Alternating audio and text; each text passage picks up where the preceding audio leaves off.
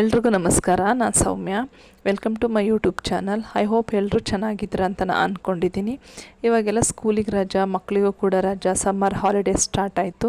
So ಹಾಗಾಗಿ ನಾನು ನಮ್ಮೂರಿಗೆ ನನ್ನ ಮಕ್ಕಳನ್ನ ಕರ್ಕೊಂಡು ಹೋದೆ. ನಾ ಹುಟ್ಟು ಬೆಳೆದಿದ್ದೆಲ್ಲ ಹಳ್ಳಿ ಆಗಿರೋದ್ರಿಂದ ನನಗೇನೋ ಹೊಸ್ತು ಅನಿಸಲ್ಲ ಹಳ್ಳಿ ಲೈಫು. ಹಾಗಾಗಿ ನಾ ಫಸ್ಟ್ ಊರಿಗೆ ಹೋದ ತಕ್ಷಣ ನಾನು ಹೋಗೋದೆ ಫಸ್ಟ್ ಜಮೀನ್ ಹತ್ರ ಹೋಗ್ತೀನಿ. ಜಮೀನ್ ಹತ್ರ ಒಂದು ರೌಂಡ್ ಸುತ್ತಾಡ್ಕೊಂಡು ಬಂದರೆ ಏನೋ ಒಂಥರ ಮನಸ್ಸಿಗೆ ಖುಷಿ ಅನಿಸುತ್ತೆ, ಫ್ರೆಶ್ನೆಸ್ ಅನಿಸುತ್ತೆ. ಸೊ ಇವಾಗೆಲ್ಲ ಮಳೆ ಇಲ್ಲ, ಹಾಗಾಗಿ ಅಷ್ಟು ಗ್ರೀನಿಶ್ ಇಲ್ಲ. ಜಮೀನಿಗೆ ಶುಂಠಿ ಹಾಕಿದ್ರು, ಕೆಲವೊಂದು ಜಮೀನಿಗೆ ಏನೂ ಹಾಕಿರಲಿಲ್ಲ. ಸೊ ಯಾಕೆಂದರೆ ನೀರಿನ ವ್ಯವಸ್ಥೆ ಇರಲಿಲ್ಲ.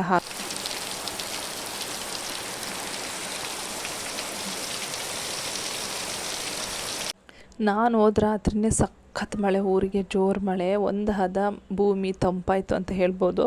ಅದಾದಮೇಲೆ ನೆಕ್ಸ್ಟ್ ಡೇ ನಮ್ಮೂರಿಗೆ ಒಂದು ಅಜ್ಜಿ ಕರ್ಮೀನು ಮತ್ತು ಸೀಗಡಿನ ಮಾರಕ್ಕೆ ಬಂದಿದ್ದರು. ಸೊ ನಾಟಿ ಸ್ಟೈಲೆಲ್ಲ ಚೆನ್ನಾಗಿರುತ್ತೆ ಅಂದ್ಕೊಂಡು ನಾನು ಕೂಡ ತೊಗೊಂಡೆ. 50 ರೂಪಾಯಿ ಪಾವು ಅಂತ ಹೇಳ್ತಾರೆ, ಇದು ಪಾವು ಅಂತ ಹೇಳ್ತಾರೆ. ಹಿಂದಿನ ಕಾಲದಲ್ಲಿ ಇದನ್ನೆಲ್ಲ ಪಾವು, ಸೇರು, ಚಟಾಕು ಅಂತ ಕರಿತಾಯಿದ್ರು. ಸೊ ಹಾಗಾಗಿ ನಾನು ಕೂಡ ಕರ್ಮೀನು ಮತ್ತು ಸೀಗಡಿ ಎರಡನ್ನೂ ಕೂಡ ತೊಗೊಂಡೆ. ಈ ಸೀಗಡಿನ ಪೌಡ್ರ್ ಮಾಡಿ ಇಟ್ಕೊಂಡು ಆ ಬಿಸಿ ಅನ್ನದ ಜೊತೆಗೆ ತುಪ್ಪ ಹಾಕ್ಕೊಂಡು ತಿಂದರೆ ತುಂಬ ಟೇಸ್ಟಾಗಿರುತ್ತೆ. ಸೊ ಹಾಗಾಗಿ ತೊಗೊಂಡೆ. ಮತ್ತು ಕರ್ಮೀನು ಕೂಡ ಅಷ್ಟೇ, ಒಣಗಾಳ ಜೊತೆ ಸಾಂಬಾರು ಮಾಡಿದರೆ ಒಳ್ಳೆ ಕಾಂಬಿನೇಷನ್ನು. ಹಾಗಾಗಿ ನಾನು ಇವಾಗಿನ ಜನ್ರೇಷನಲ್ಲಿ ನಮ್ಮದು ಊಟದ ಪದ್ಧತಿನೇ ಚೇಂಜ್ ಆಗಿದೆ, ಮತ್ತು ನಾವು ಮಾಡುವಂಥ ಅಡುಗೆಗಳು, ಸಾಂಬಾರು ಎಲ್ಲ ಚೇಂಜು. ನನಗಂತೂ ಹಳೆಯ ಸ್ಟೈಲು ಅಥವಾ ಹಳ್ಳಿ ಸ್ಟೈಲು ನಾಟಿ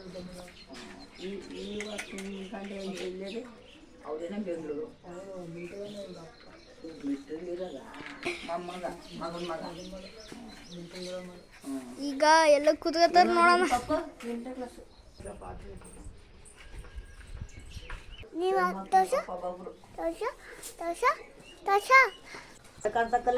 ಯಾರು ಕೊಡೋದು ಇಲ್ಲ ಹಿಂಗೆ ಗೊತ್ತಾ? ಸಾಕ ಒಂದಪ್ಪ ಅವು 60 ರೂಪಾಯಿ ಕಣಪ್ಪ. ನೀನು 50 ರೂಪಾಯಿ ಸಾಕು ಕಣ. ನಾನು ಹಿಡಿ ತಿನ್ಲಾ ಕರ್ಮಿ ಇದಾಕಣಪ್ಪ.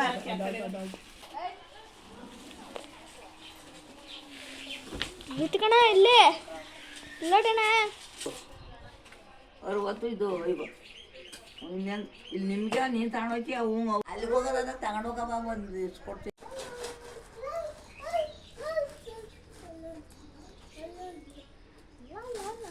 ಮಳೆಗಾಲಕ್ಕೆ ಚೆನ್ನಾಗಿರ್ತದೆ, ತಗೊಂಡೋಗ್ಲಾ ಮಳೆ ಬರೋ ಟೈಮಲ್ಲಿ.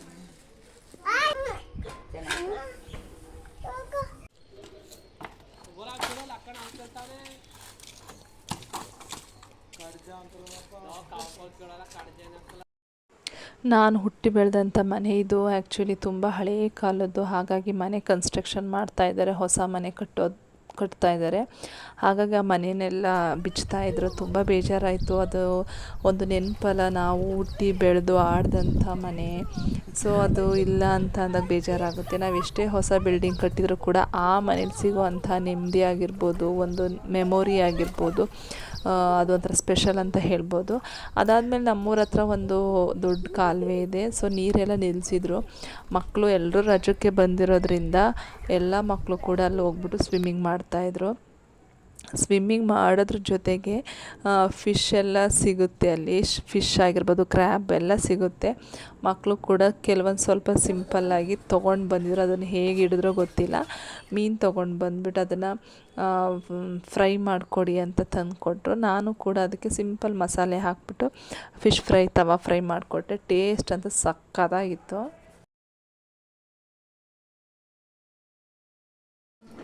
ಬಟನ್ ತಿರುಗು ಕಡೆಗೆ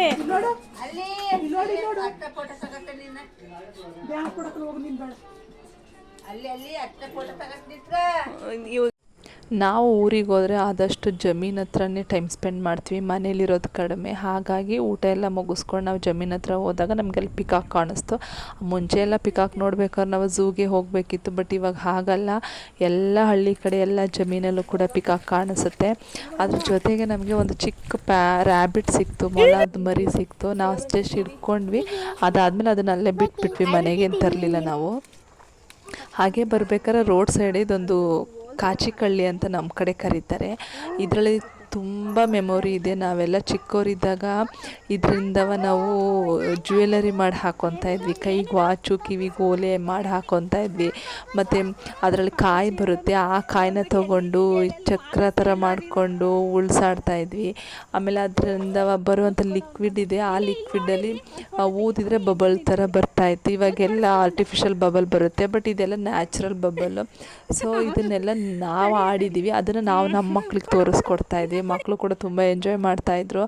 ಇದೆಲ್ಲ ಒಂದು ಚಿಕ್ಕ ಚಿಕ್ಕ ಚಿಕ್ಕ ಮೆಮೊರಿ, ನಮ್ಮ ಬಾಲ್ಯದ ದಿನಗಳು ನೆನಪಾಗ್ತಾ ಹೋಗುತ್ತೆ.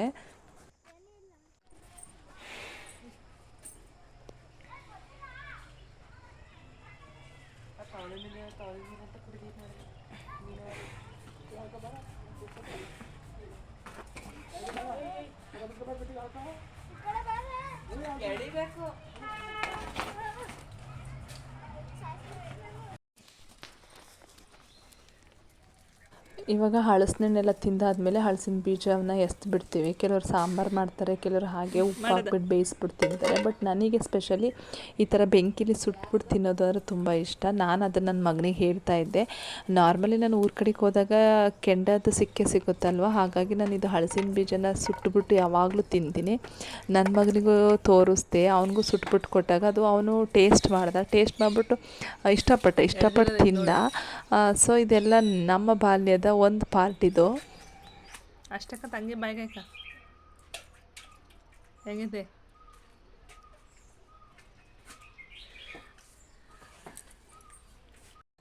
ತಂದೆ ತಾಯಿಗಳಿಗೆ ಮಕ್ಕಳ ಬಗ್ಗೆ ಒಂದು ಪ್ರೀತಿ ಆದರೆ ಮೊಮ್ಮಕ್ಕಳ ಬಗ್ಗೆ ಅದಕ್ಕಿಂತ ಹೆಚ್ಚು ಪ್ರೀತಿ ಇರುತ್ತೆ ಅಂತ ಹೇಳ್ತಾರೆ. ಸೊ ಹಾಗಾಗಿ ಇಲ್ಲಿ ನೋಡ್ತಾ ಇರ್ಬೋದು, ನನ್ನ ಮಗನಿಗೆ ನಮ್ಮ ಅಪ್ಪ ಅವನಿಗೆ ಬೈಕ್ ಹೊಡೆಯೋದು ಕಲಿಸ್ಕೊಡ್ತಾ ಇದೆ.